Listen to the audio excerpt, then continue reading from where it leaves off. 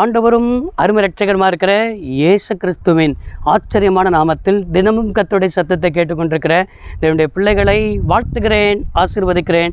நீங்கள் ஆசீர்வதிக்கப்பட்டவர்கள். இந்த நாளிலும் கூட தாராளமாய் ஏராளமாய் என்று ஆண்டவர் பேசி கொண்டிருக்கிறார்.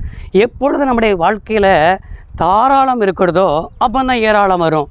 என்ன பாஸ்டர் சொல்கிறீங்க, என்ன தாராளம் என்று சொன்னால், அதில் 1 தீமோத்தேயு 6:18 வாசிக்கிறோம்.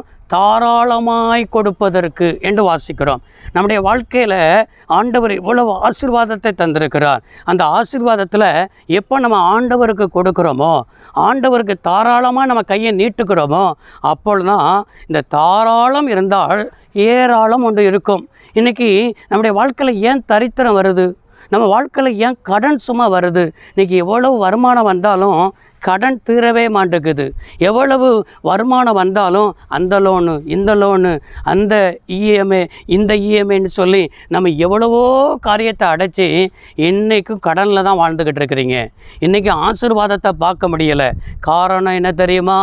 ஆண்டவர் தந்ததுலேருந்து கர்த்தருக்குரியதை நம்ம வஞ்சித்து கொண்டிருக்கிறோம்.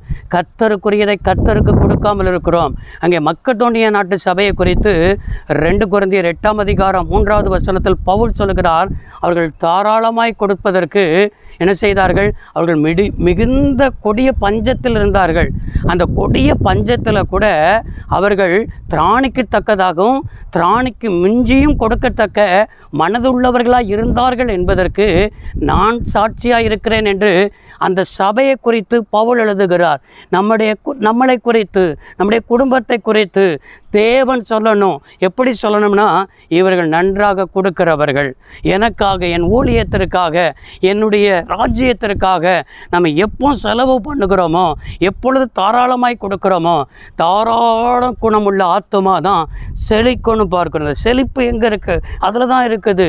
நம்முடைய வாழ்க்கையில் உயர்வு அதில் தான் இருக்குது. நம்ம மனுஷருக்காக கொடுக்கக்கூடாது. நான் மனுஷருக்காக கொடுக்குறேன்னு சொல்லி நீங்கள் கொடுப்பீங்கன்னா அது ஆசீர்வாதம் கிடையாது. தேவனுக்காக கொடுத்து பாருங்கள், தேவனுடைய ஊழியத்திற்காக கொடுத்து பாருங்கள், தேவனுடைய ராஜ்யத்திற்காக கொடுத்து பாருங்கள். நிச்சயமாய் சொல்கிறேன், தாராளம் ஒன்று இருந்ததுன்னா அங்கே தான் ஏராளம் ஒன்று என்ன செய்யும் இருக்கும். நீங்கள் கொடுத்துட்டு பாருங்கள், உங்களுக்கு ஏராளமாய் கர்த்தர் தருவார், ஏராளமான ஆசீர்வாதத்தை தருவார். ஆண்டவர் ஒரே ஒரு காரியத்தில் தான் என்னை சோதித்து பாருங்கள் என்று வேதாகமத்தில் சொல்லியிருக்கிறார். என்ன காரியம் தெரியுமா? உங்களுடைய தசம பாகத்தெல்லாம் பண்டக சாலைக்கு கொண்டு வந்து கொடுங்கள். அந்த ஒரு காரியத்தில் என்ன செய்யுங்கள்? கொடுத்து என்னை சோதித்து பாருங்கள், நான் உங்களுக்கு வானத்தின் பலகணிகளை திறந்து இடம் கொள்ளாமல் போக மட்டும் உன்னை நான் ஆசீர்வதிப்பேன் என்று சொன்னார். இன்றைக்கு ஒரு தீர்மானம் எடுங்க.